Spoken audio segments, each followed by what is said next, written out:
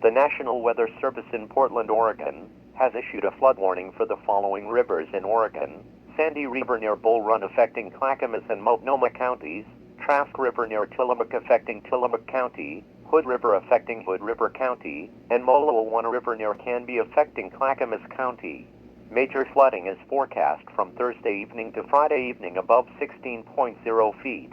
Expect significant riverbank erosion and flooding of low-lying roads and properties adjacent to the river and tributary creeks.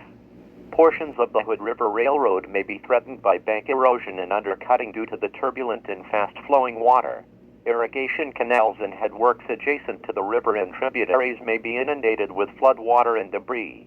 At 3:35 p.m. Pacific Standard Time Wednesday, the stage was 9.6 feet. Bank full stage is 12.0 feet.